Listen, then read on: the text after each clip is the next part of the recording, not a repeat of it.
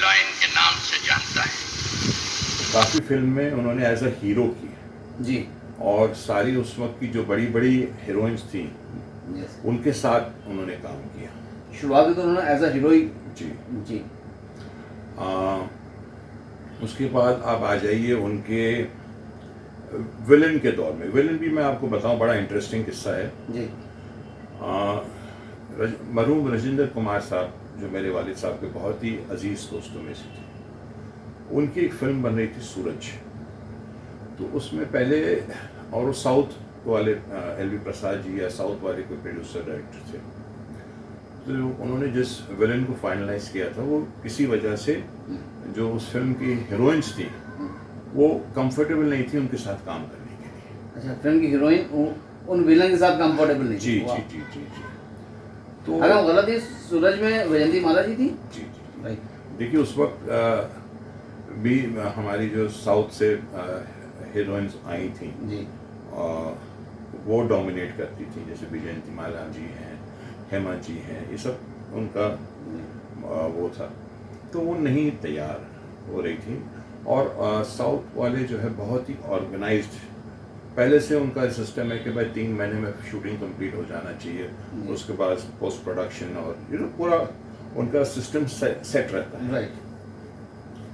तो वो लोग वो आए जो डायरेक्टर थे राजेंद्र कुमार साहब के पास और कहने लगे कि भाई मधुबाला जी जो है, नहीं सॉरी नॉट मधुबाला, विजयंती माला जी जो है वो शी इज़ नॉट कंफर्टेबल। तो फिर राजेंद्र कुमार अंकल ने मेरे वालिद साहब का नाम रिकमेंड किया। बोले यार मेरे एक दोस्त है हामिद, मेरे वालिद साहब का असली नाम है हामिद, तो मैं उनसे बात करता हूँ, अगर वो मान जाते हैं तो it's a win win situation. फिर उन्होंने मेरे वालिद साहब से बात की और उन दिनों मेरे वालिद साहब जो है उस वक्त एक मतलब ये कह सकते हैं आपको एक ट्रांजिशन का फेज था। ब्लैक एंड वाइट फिल्मों से अब कलर फिल्में आने लगी। वो ब्लैक एंड वाइट फिल्मों में हीरो थे, अब कलर फिल्में क्योंकि महंगी हो गई बहुत, तो वो एज अ हीरो लोगों ने उनको मोरलेस लेना कम कर दिया था। तो और राजेंद्र कुमार अंकल ने कहा कि देखो आप इसको एज अ विलन मत देखिए, आप इसको एज अ एंटी हीरो देखिए। राइट। तो वो बात उनको बहुत अच्छी लगी कि भाई एंटी हीरो हूँ मैं विलन नहीं हूँ। ये बड़ा अच्छा एक सेंटेंस था। सही बात है। देखिए कोई भी चीज़ होती है, बड़े से बड़े मामले होते हैं, वो जो भी चीज़ें होती है वो बातचीत से ही सुलझती है। राइट। मार धाड़ से या बदमज़गी से नहीं सुलझती। बातें हो चाहे वक्त लगे, लेकिन कायदे की बातें हों तो कोई भी मामला सुलझ सकता है। बेशक। तो उन्होंने उनसे कहा तो वो वालिद साहब हमारे तैयार हो गए जी। और फिर वहाँ से, और इत्तेफाक देखिए आप कि उसी साल मेरा जन्म हुआ 1966 में। क्या बात है। और उसी साल वो सूरज फिल्म उनको मिली और वहाँ से उनकी विलन्स की इनिंग शुरू हुई एज अ विलन। और फिर बाकी जंजीर है, यादों की बारात है, और काली चरण है, राम बलराम है, और मैं जुगनू है, और बहुत सारी फिल्में हैं। एक लंबा सफर, बहुत लंबा सफर शुरू हुआ माशाल्लाह उनका। लेकिन अगर आप मुझसे पूछे तो मैं देखिए किसी एक फिल्म को नहीं कह सकता हूँ, क्योंकि सारी फिल्मों में उनका किरदार बहुत ही बेहतरीन रहा। और इनफैक्ट एक मैं वो फिल्म का नाम नहीं लेना चाहता क्योंकि वो बहुत बड़ी हिट थी उस वक्त की, उसकी अभी 2-3 पार्ट्स बने हैं। वो फिल्म उन्होंने नहीं की जबकि उसमें बच्चन साहब थे और शशि कपूर साहब थे।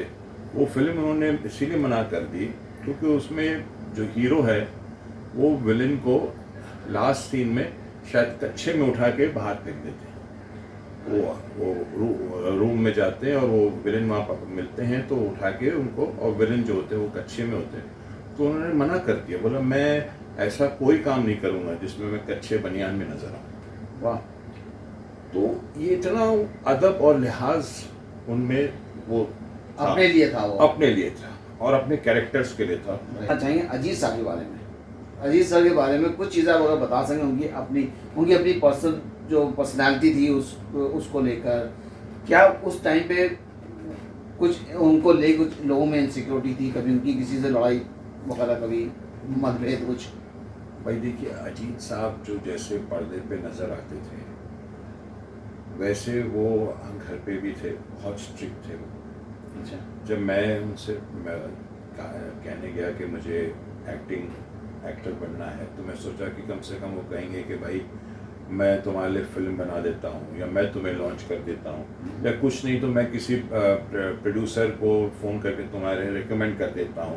ऐसा उन्होंने कुछ नहीं किया, मुझे साफ कह दिया कि देखिए अगर आप एक्टर बन रहे हैं तो एट योर ओन रिस्क, ना मैं आपके लिए फिल्म बनाऊंगा, ना आप किसी को कहना कि आप मेरे बेटे हैं। आप खुद स्ट्रगल कीजिए, खुद मेहनत कीजिए, ऑडियंस डिसाइड करेगी कि आप एक्टर बनने के लायक है या नहीं। क्या ये नेपोटिज्म फेपोटिज्म कुछ नहीं होता है, कुछ नहीं है नेपोटिज्म, सब बकवास है। हलवाई का बेटा अगर हलवाई बनता है तो उसमें क्या बुरी बात है? राइट। हम तो अब तक स्ट्रगल, मैं तो कह रहा हूं कि मैं अब तक संघर्ष कर रहा हूं, इतने बड़े वालिद, इतने बड़े बाप का बेटा होने के बावजूद मैं अब तक संघर्ष कर रहा हूं। तो जब मुझ जैसा आदमी संघर्ष कर रहा है तो नेपोटिज्म तो है ही नहीं सर, इसमें क्वेश्चन नहीं। तो अजीत साहब जो पर्दे दिखते थे काफी सख्त इस वजी थे, बिल्कुल बिल्कुल। उनसे रूह कांपती थी आप लोगों की? रूह नहीं, बहुत सारी चीजें कांपती थी। मुझे याद है जब उनकी हम लोग बैंड स्टैंड पे रहते थे, तो वो जो अभी जहाँ पर आप अगर बैंड स्टैंड पे गए हो तो एक बसेरा नाम का बंगला, उसके सामने एक F-16 या कोई प्लेन, फाइटर प्लेन पार्क है। राइट। तो वहाँ पहले वो सब नहीं था, हम वहाँ पतंग उड़ाते थे, और एक आदमी को मैं उस कोने में रखता था खड़ा कि भाई देखना अगर वहाँ से डैडी की गाड़ी आ रही हो तो बताना। तो कई बार तो मैं हम चप्पल छोड़ के भागे कि उनको लेकिन बहरहाल पकड़े जाते थे। पिटाई होती थी।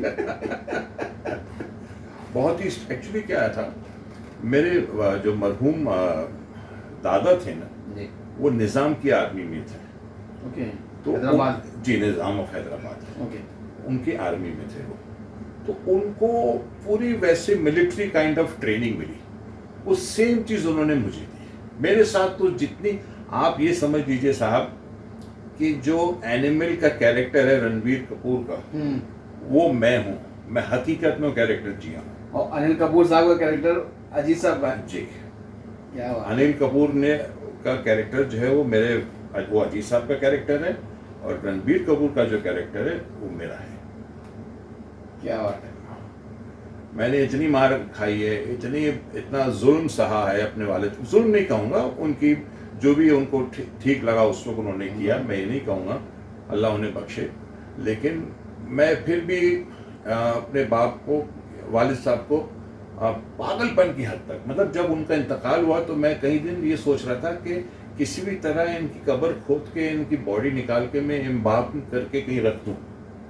एक आदमी इस पागलपन तक अपने बाप को मिस कर रहा था, और आज भी मैं मिस करता हूँ। और मैं जानता हूँ कि वो बेशक फिजिकली नहीं है, लेकिन उनकी आत्मा, उनकी सोल वो मेरे साथ है, वरना इतने साल में सर्वाइव नहीं कर पाता। इसमें क्वेश्चन नहीं, उनकी दुआएं आपके साथ अभी भी चल रही है।